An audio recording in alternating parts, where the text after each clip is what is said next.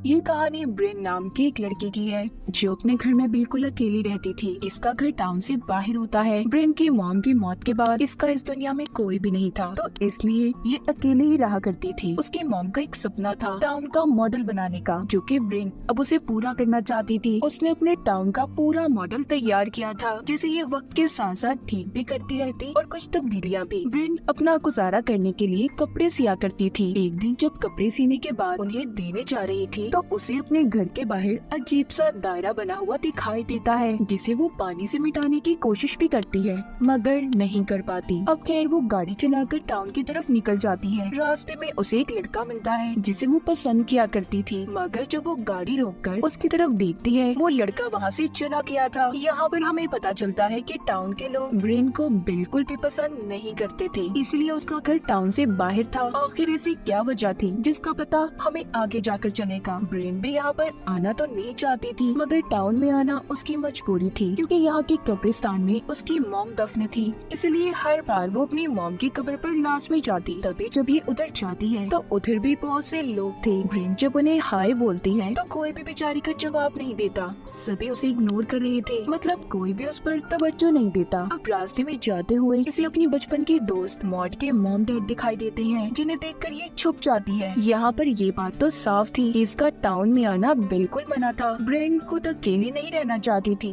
बल्कि ये उसकी मजबूरी थी। अब वो घर आकर अपनी बचपन की दोस्त मॉड को खत लिखती है। तभी उसके घर पोस्टमैन डाकिया आता है, जो एक बॉक्स देने आया था जिसमें एक छोटा सा स्कूल था जो इसने अपने टाउन के मॉडल के लिए मंगवाया था। वो स्कूल को अपने मॉडल में रखकर बहुत खुश होती है। इसी तरह हंसते खेलते वो अपने खत को भी पूरा करती है, जो कि मॉड को लिख रही थी वो, जिसमें अब ये लिखती है, मॉड मैं जानती हूँ मैं खुद को कभी भी माफ नहीं कर पाऊंगी और मैं तुम्हें हर वक्त याद करती हूँ। इसके घर में मॉड की तस्वीरें भी थी जो सिर्फ उसके बचपन की थी। क्या मॉड कहीं पर चली गई थी? आखिर मॉड का राज क्या था? अब इन सब बातों के बारे में हमें आगे जाकर पता चलेगा। एक रात ब्रेन जब सो रही होती है तभी अचानक से उसके घर की सारी लाइट्स जल जाती हैं, मगर ब्रेन अब भी सो रही थी। कुछ देर के बाद सारी लाइट्स बंद भी हो गई थी। तभी बाहर से किसी चीज के गिरने की आवाज आती है, जिसकी आवाज सुनकर ब्रेन जाग गई थी। वो आवाज दरअसल बाहर से डस्टबिन गिरने की थी। जब ब्रेन उसे ठीक करने के लिए जाने के लिए लाइट जलाती है तो ये क्या, उसके घर की कोई भी लाइट नहीं जलती। जब वो नीचे आती है तो देखती है उसके घर का दरवाजा खुला था और उसके घर में एक अजीब सा क्रिएचर घूम रहा था। ब्रेन जब गौर करती है तो उसे पता चलता है कि वो कोई क्रिएचर नहीं बल्कि एलियन था। उसने भी ब्रेन को देख लिया था, इसलिए अब वो उसका पीछा करता ऊपर की तरफ आ जाता है। ब्रेन जल्दी से भागकर अपने कमरे में बेड के साइड पर छुप गई थी। वो एलियन जब ब्रेन के कमरे में पहुंचता है तो वो बेड के नीचे जाकर छुप जाती है। उसने करीब से उस एलियन के पाँव देखे थे जो बहुत ही अजीब थे। फिर जब उस एलियन को कोई नहीं मिलता वो खिड़की से बाहर निकल जाता है। अब ब्रेन जल्दी से खिड़की को बंद करती है। तभी उसे महसूस होता है कि जैसे वो एलियन उसकी छत पर चल रहा हो, इसलिए वो जल्दी से नीचे जाकर अपने दरवाजे को भी बंद कर लेती है। तभी उसके घर की सारी लाइट्स जलने बुझने लगती हैं। जितनी भी इलेक्ट्रॉनिक डिवाइसेस थी वो भी खुद ब खुद चल रही थी। ये सब देखकर ब्रेन पुलिस को कॉल करती है, मगर उसका फोन भी काम नहीं कर रहा था। फोन की भी वही हालत थी जो उसके फ्रिज की थी। दरअसल सब चीजों को वो एलियन ही कंट्रोल कर रहा था। ब्रेन डरकर कोने में जाकर बैठ जाती है। तभी उसके करीब वो एलियन आता है। यहाँ पर ब्रेन ने एलियन के चेहरे को गौर से देखा था, जिसे देखकर वो डर जाती है और उस एलियन को धक्का देकर अपने कमरे की तरफ भागती है। तभी एकदम से घर के दरवाजे में धमाका होता है जो ब्रेन को आकर लगा था। ये सब कुछ भी एलियन नहीं किया था, वो बिना हाथ लगाए उसके घर की हर चीज को कंट्रोल कर रहा था। अब जब ब्रेन टाउन के मॉडल की तरफ जा रही थी तो एलियन उस टेबल को भी गिरा देता है।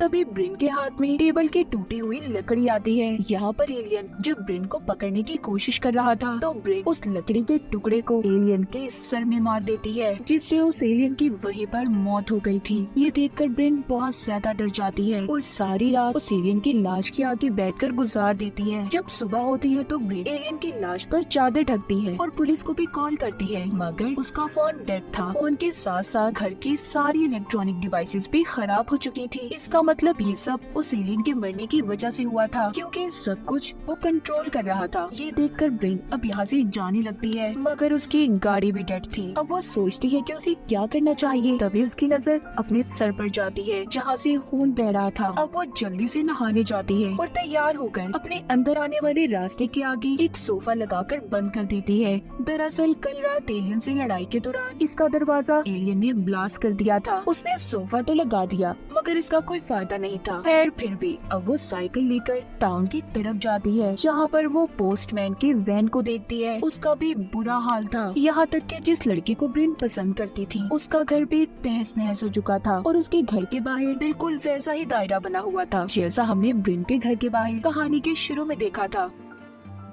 इसके बाद वो जल्दी से पुलिस स्टेशन जाती है, जहाँ पर मॉड के मॉम डैड थे। मॉड की मॉम उसके मुंह पर थूक देती है। इस बात को देखकर ये अंदाजा तो हो गया होगा कि मॉड के घर वाले उससे कितनी नफरत करते थे। ब्रिन इस बात को समझ चुकी थी कि उसे टाउन से कोई मदद नहीं मिलने वाली, इसीलिए वो रोती हुई अपने घर वापस जाती है। मगर रास्ते में उसकी तबीयत खराब हो रही थी, उसे संभालने वाला भी कोई नहीं होता। ब्रिन को ये समझ आ गई थी कि उसका इस टाउन में कोई भी नहीं है और उसका घर तो एलियन के हमले से तबाह हो गया। इसलिए जब वो अपने सामने से गुजरती हुई बस को देखती है, उसने यहाँ से जाने का फैसला कर लिया था कि इस टाउन को छोड़कर वो हमेशा हमेशा के लिए चली जाएगी। तभी हम देख पाते हैं टाउन के सभी घरों के सामने वो ही एक गोल दायरा था जो हमने ब्रिन के घर के बाहर कहानी के शुरू में देखा। मतलब यहाँ पर भी एलियन का हमला होने वाला था। वो दायरा एलियंस ने बनाया था। तभी बस में बैठे ब्रिन पर पोस्टमैन हमला कर देता है। दरअसल वो एलियन के कंट्रोल में था। उसके गले में कोई ऐसी चीज थी जिससे एलियन का इंसानों पर कब्जा हो चुका था। एलियन नहीं चाहते थे कि कोई भी इंसान इस टाउन को छोड़कर चला जाए, इसलिए पोस्टमैन भी ब्रिन को रोक रहा था। उस बस में और भी बहुत से लोग थे जो एलियंस के कब्जे में थे। अब उनसे बचते हुए ब्रिन भागकर एक चर्च में आ जाती है, मगर वहाँ का दरवाजा बंद था। पास ही में वो एक कब्रिस्तान देखती है। अब वो उसके अंदर एक कब्र के पास जाती है जो कि मॉड की थी, यानी कि इसके बचपन की दोस्त मर चुकी थी, जो कि ब्रिन की गलती की वजह से मरी थी और इसीलिए टाउन के सभी लोग इससे नफरत करते थे, खास तौर पर मॉड के मॉम डैड। कहानी में एक पहलू तो क्लियर हो गया, मॉड मरी हुई थी जिसकी वजह ब्रिन खुद थी, इसीलिए वो अपने दोस्त को खत लिखती रहती कि वो उसे माफ कर दे। वो बहुत शर्मिंदा है। तभी ब्रिन की नजर जब आसमान पर जाती है तो देखती है हर तरफ काले बादल छा गए हैं। आसमान पर बहुत सारी एलियन स्पेसशिप थे। वो डर कर जब वहाँ से भागती है तो आगे वो उसी लड़के के घर पहुँचती है जिसको वो पसंद करती थी। वहाँ पर और भी बहुत से लोग थे जो सभी आसमान की तरफ हाथ ऊपर करके खड़े हुए थे। उन सब के गले के अंदर भी वही चीज थी जो हमने पोस्टमैन के गले के अंदर देखी। इसका मतलब इन पर भी एलियंस का कब्जा था। आगे जब ब्रिन अपने घर पहुंचती है तो देखती है उस एलियन की लाश अब भी वहीं पर पड़ी थी जिसको इसने मारा था। उसके मुंह से अजीब सा लिक्विड निकल रहा था। जब वो आसमान पर दोबारा देखती है, काले बादल चारों तरफ थे। ब्रिन समझ चुकी थी कि एलियंस का हमला दोबारा होने वाला है, इसीलिए वो डरने की बजाय एलियंस का मुकाबला करने की तैयारी में लग जाती है। घर के अंदर जाकर वो एक लाइटर उठाती है और साथ ही एक कटर पानी को उबलने उसके चूल्हे पर रख दिया था। फिर खिड़कियां दरवाजे सभी बंद कर देती है। उसके घर के बाहर वाला दरवाजा जो टूटा हुआ था वहाँ पर वो एक चादर कीलों से लगा देती है। थोड़ी देर बाद कीलें जो इसने ठोकी थी खुद ही बाहर निकलकर गिर जाती है, क्योंकि यहाँ पर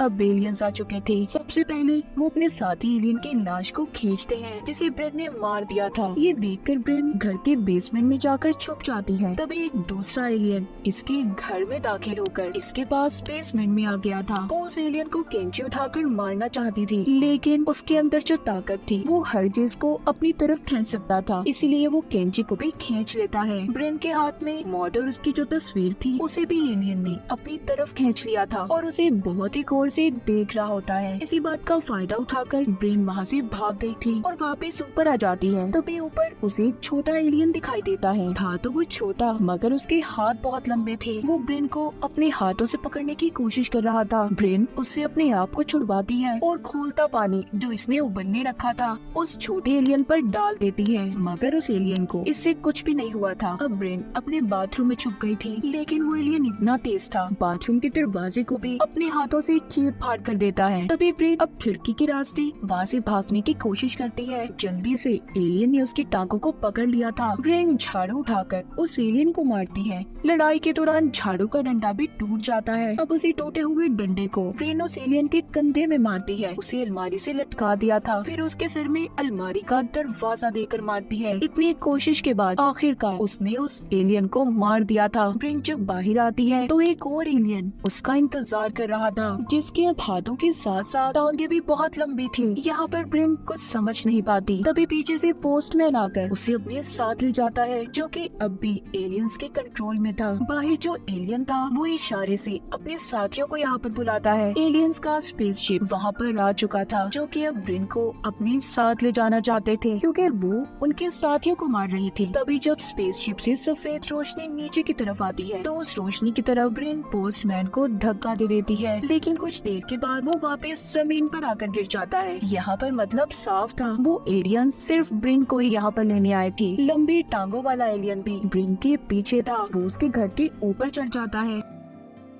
तभी जल्दी से ब्रिन अपनी गाड़ी में जाकर छुप गई थी, लेकिन एलियन वहाँ पर भी आ चुका था। ब्रिन जल्दी से गाड़ी से बाहर आती है और उस एलियन को गाड़ी में ही बंद करके उस पर जलता हुआ लाइटर छोड़ देती है, जिससे गाड़ी में बहुत बड़ा धमाका होता है। वो एलियन भी ब्लास्ट होने की वजह से मर गया था, मगर अब भी एलियंस के स्पेसशिप से निकलने वाली सफेद रोशनी ब्रिन का पीछा कर रही थी। वो भागते हुए अपने घर के अंदर आ जाती है। तभी उसे अंदर एक और एलियन मिलता है जो पहले बेसमेंट में इसके पीछे आया था, जो उसे मारने की बजाय उसकी तस्वीरों को गौर से देख रहा था। तभी पीछे से ब्रिन उस एलियन पर हमला करने का सोचती है, लेकिन एलियन को इस बारे में पता चल चुका था, इसलिए वो ब्रिन पर हमला करके उसे दूर फेंकता है। और अब एक लाल रोशनी ब्रिन के घर के अंदर आती है, जिसने उसे फ्रीज कर दिया था, यानी कि वो वहाँ पर जम गई थी। अब एलियन उसके पास आता है और अपने मुंह से अजीब सी चीज निकालता है। दरअसल ये पैरासाइट की तरह काम करता था। इन एलियंस का ये एक हथियार था जिसको वो उसके मुंह में डाल देता है। इस तरह वो दूसरे लोगों की तरह ब्रेन को भी कंट्रोल कर सकता था। मतलब जितने भी लोग एलियंस के कंट्रोल में थे उन सबके गले में यही पैरासाइट था। तभी ब्रेन जाग जाती है। देखने में ऐसा लग रहा था कि जैसे वो सपने से जागी हो। असल में अब वो पैरासाइट ब्रेन के जिस्म पर हावी हो चुका था। उसके दिमाग को पूरी तरह से उसने अपने कंट्रोल में कर लिया था। ब्रेन को उसने उसके सपनों की दुनिया में फंसा दिया था, जहाँ पर वो अपने टाउन वाली दुनिया और मॉड के साथ जिंदगी गुजारेगी।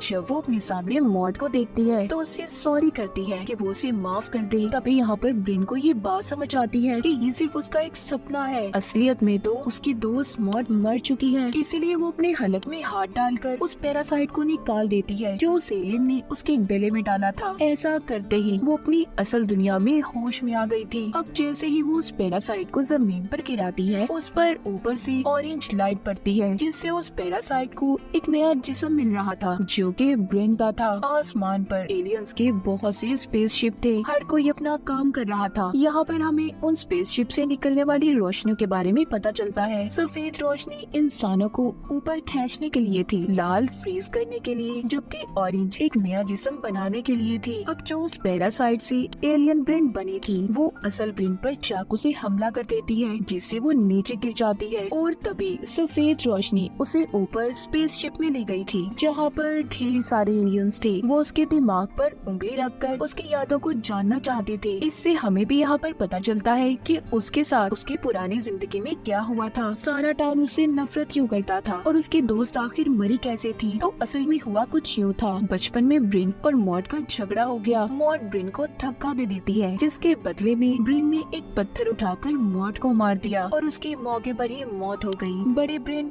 अपने ख्यालों में छोटी ब्रेन को खत लिखने से भी बार बार मना करती थी, ताकि उसकी जिंदगी आगे बढ़ पाए, उसे पुरानी यादें याद न आए। सब कुछ जानने के बाद एलियंस ये फैसला करते हैं कि ब्रेन को वो उसकी दुनिया में वापस भेज देंगे। तभी वो उसे दोबारा नीचे फेंक देते हैं। वो वापस आकर अच्छा महसूस कर रही थी। उसने अपनी दुखी यादों को भुला दिया और एलियंस का मुकाबला किया। हम देखते हैं ब्रेन हंसी खुशी अपनी जिंदगी गुजार रही है। सारा टाउन अब उससे अच्छे से बात भी करता है। जिस लड़की को वो पसंद करती थी वो भी उसके साथ अब ठीक हो गया था। वो एक पार्टी में नाच रही होती है। उसके साथ एक लड़की भी थी। ब्रेन की जिंदगी बिल्कुल ऐसी थी जैसी उसने चाही। आसमान पर अब भी एलियन स्पेसशिप घूम रहे थे। ऐसा हो सकता है कि एलियंस का अभी भी पूरे टाउन पर कंट्रोल हो और उन्होंने ब्रेन की यादों को जानने के बाद उसके मुताबिक सब कुछ ठीक कर दिया, क्योंकि ब्रेन ही इकलौती थी जिसने उन एलियंस का मुकाबला किया था। तो यहाँ पर फिल्म के नाम के मुताबिक कहानी भी क्लियर हो जाती है। No one will save you. यहाँ पर तुम्हें कोई नहीं बचाएगा, तुम्हें अपनी मदद खुद करनी है। ब्रेन को किसी ने भी नहीं बचाया था। टाउन की किसी इंसान ने उसकी मदद नहीं की। तभी मुसीबतों का उसने खुद मुकाबला किया। और इसी के साथ इस फिल्म की कहानी भी यहीं पर खत्म हो जाती है।